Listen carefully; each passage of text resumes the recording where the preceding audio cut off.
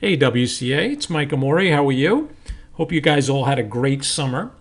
I did. Played some golf, got worse. I don't know how that's possible. And just hung up the phone with one of the WCA students who said she's going to stay in bed until 2 o'clock this afternoon because school starts next week. And I said to her, you know what? Have at it. You might as well. Do it while you can. Anyway, let's take a look at this position on the board. Let's do a little set position analysis, meaning the pieces are not going to move for a while. Now, people who produce chess videos say that I shouldn't do this because if something doesn't move or if you don't see a bell or hear a bell or a whistle on the screen, you're going to get bored. Don't get bored. As a matter of fact, set this up on a real chessboard if you can. Let's start talking about what we're looking at here. The material is equal. If I put a few highlights on, if there were things to talk about, for example, what part of the game are we in? It appears to me that the opening is pretty much complete, because the pieces have been developed, although neither king has castled. So we're really close to what would be called, an opening/middle game, correct? And if we put some highlights on, clearly that knight on e5 right now, you could argue, is the strongest piece in the game. It's a really powerful piece. We can look at things like pawn structure. Look at black's pawn chain. It's pointing from f7 all the way to a2. And very often chess players and analysts will tell you that you should play in the direction of your chain because that's where you have the most space. So it is kind of true that black can get into this side of the board or the queen side faster than white, but the black pieces are not really on terrific squares, and I'll talk about that more in a second. Let's look at white's pawn chain, which is known as a Stonewall pawn chain. White has these pawns all on dark squares. You may notice that they got rid of their dark squared bishop. They traded it for black's dark squared bishop, which means that they do have these light squared weaknesses, but at least they kept their light squared bishop. But it's not 100% clear where white's going to play. Usually on the king side, castle the king. They might lift this rook up and use this strong knight in the middle as a piece to attack with, okay? Now, I happen to know who played this game. There's an expert playing white and an A player playing black, and I'll talk in the blog about what those names and numbers mean. Like an A player is between 1800 and 2000, an expert is between 2000 and 2200. Okay, now the A player, the person with black, had a plan. What he wanted to do was get rid of this knight on e5. He did not like this piece, and he decided to play the move bishop to c6. His idea was to get the knight on f6 to come back to d7 and challenge this piece. White castles, and black goes about his business of knight d7, kicking or attacking at least the white knight. Now, white clearly doesn't have to take that knight. And what white did, and white has a little bit of an advantage here, is white decided to play the move b3, attacking black at the front of their pawn chain. And normally you would not want to move pawns on the side of the board where your opponent has more space. The problem is for black, their pieces are not placed well. Like if you really look at this bishop on c6, it looks like a big pawn. The knight on a6 was put there to help play, well, as you'll see, the following move, b5. So the knight on a6 was helping to push this pawn even further to b4, but the problem is the pieces still are not coordinated well for these pawn breaks, right? Now, you guys should all know what pawn breaks are. If I back up to knight to d7, white plays the first pawn break. And what are pawn breaks? It's when you see a pawn of your opponent's that is stuck. It can't move. See the pawn on c4? We got this nice little pawn wedge here. When b3 is played, you are executing a pawn break. You're moving a pawn making contact with it with the other person's pawn, and they cannot avoid the trade. So there's nothing that black can do other than take this pawn. Now, what they did by playing pawn b5 is support the pawn on c4, and white, who's rated over 2,000, missed a chance to play the move a4, which completely smashes open the position. This is really difficult for black now, because if you take that pawn on a4, what they're going to do is take on c4, and you absolutely cannot take that pawn back, because if you do, then you get hit with a pretty simple tactic. Knight takes bishop. And when you recover your piece, you get hit with bishop f3, which is a skewer. You're going right through the queen. She goes back to c8, and clearly taking the rook in the corner is totally winning, and it's probably the best move in the position. But with white, you could even play a move like queen takes a4, which hits this knight twice, which is a really nice in-between move. Just take a look at this. Black is completely busted here, right? But the expert missed it, and after b5, immediately took on c4. Black takes back, and now rook to b1. Okay? Now, when rook b1 was played, this position, believe it or not, is equal. I think white over the board, meaning if you were playing this in a real chess tournament, I think it's easier for white to play this position than black, namely because you have a really bad bishop here on c6. Like a computer would say, black is defending enough squares and white doesn't break through so easily. That could be true. However, as a human, after rook b1, I think this position is easier to play for white because of what I just mentioned. Number one, the bishop is bad. And number two, black still hasn't castled. So here, if they just castle their king, they have a reasonable position. At least the rooks are connected now, right? A very common mistake might be kids who learn some chess theory and say, well, I heard bishops are better than knights.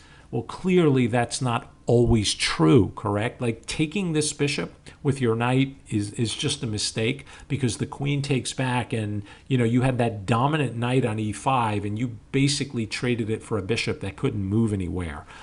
So clearly castling the king would have been a reasonable decision. However, black makes a huge mistake here. With rook b1, what black saw was the following. They saw that these two pawns were loose, and they could be attacked by the move queen a3. Now, queen a3 immediately is a mistake. Do you guys see why? You can pause your video if you need to.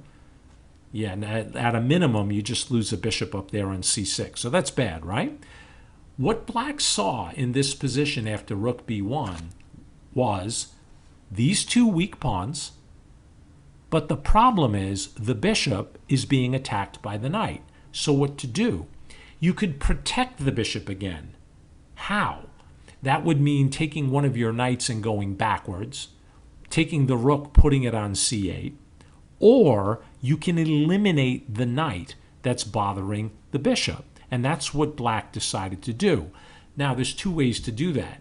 If you play the move pawn f6, you have to watch out for tactics, namely knight takes c4, hitting the queen.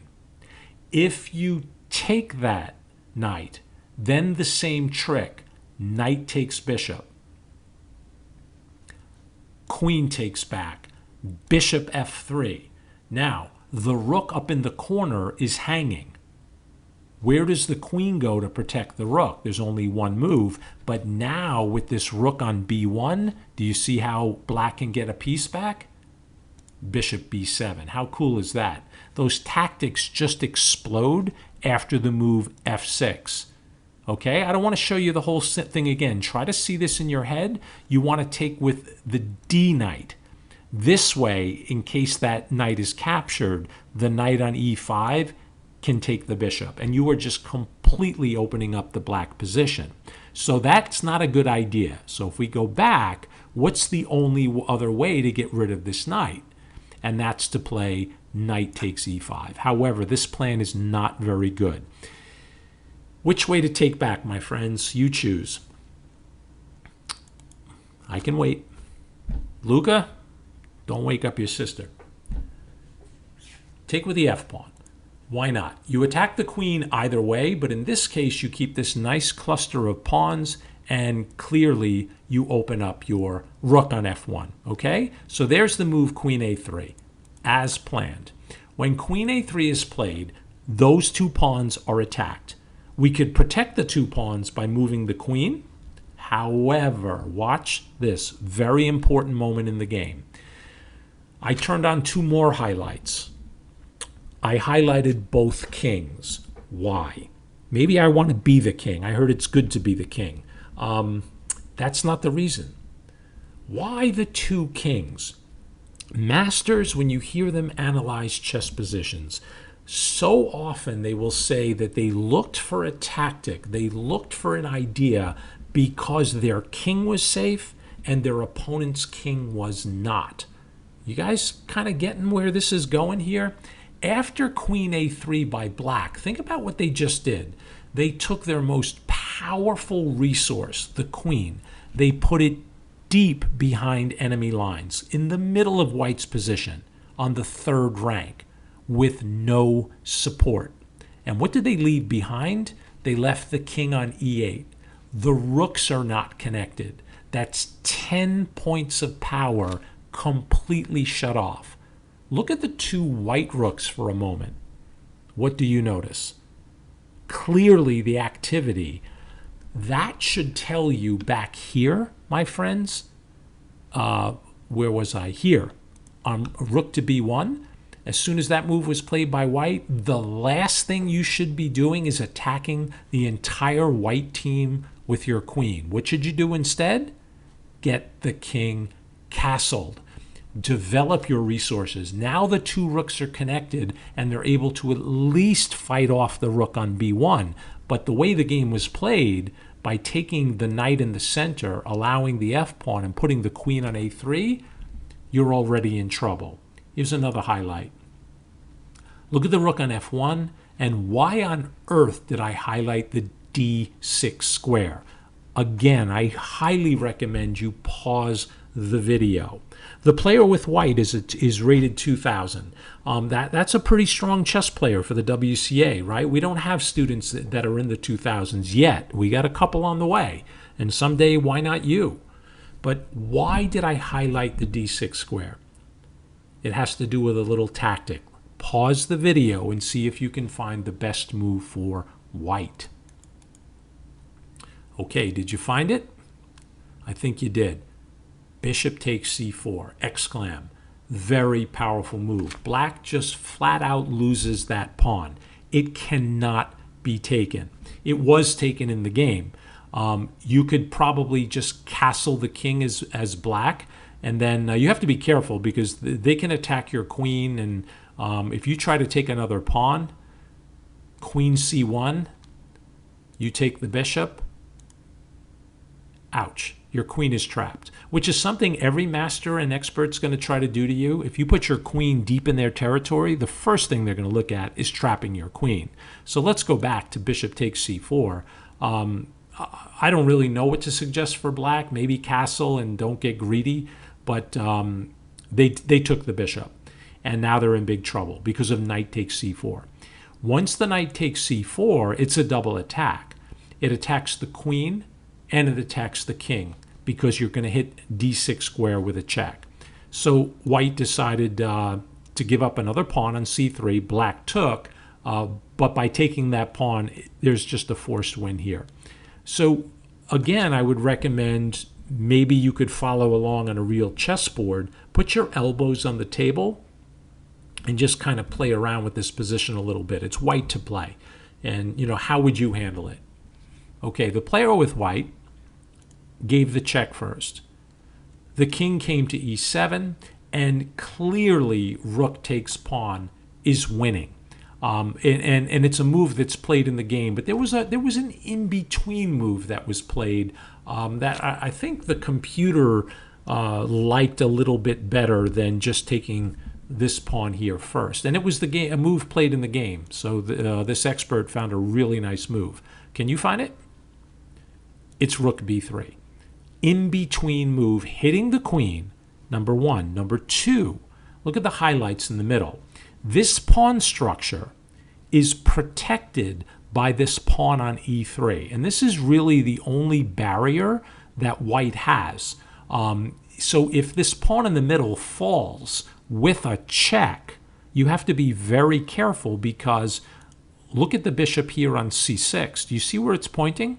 So if you can imagine the queen taking this pawn with a check, knocking the king into the middle, then bishop here would be another check. So, you know, you have to be very careful that you don't get attacked by more than one piece, right? Or sometimes black could sacrifice the bishop, the king gets exposed, and there could be a perpetual check, and you end up drawing this game.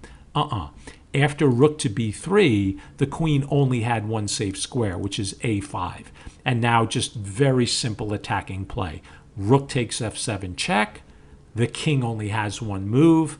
And the king, believe it or not, is stalemated. The game is not stalemated, but the king is. Any check wins. So how did white set up a check? They played queen g4. And if you get checked on this line, it's going to be checkmate. So black prevented it with h6. And here, queen takes g7 just completely destroys black's position. The game's over in one more move. I'll put another highlight on there for you. And that's this queen looking at the e1 square. So if you go back here after h6, could you imagine taking this pawn with your rook? Playing such a beautiful, beautiful game and getting hit with that checkmate? You see that? Always look at your opponent's attacking moves. Well, that didn't happen. Queen took on g7. The rook moved out of the way. Queen f6. No way to stop checkmate. You have to block with the rook. We just take the rook and the game is finished. I hope you learned something. You guys are the best. Keep working on your chess.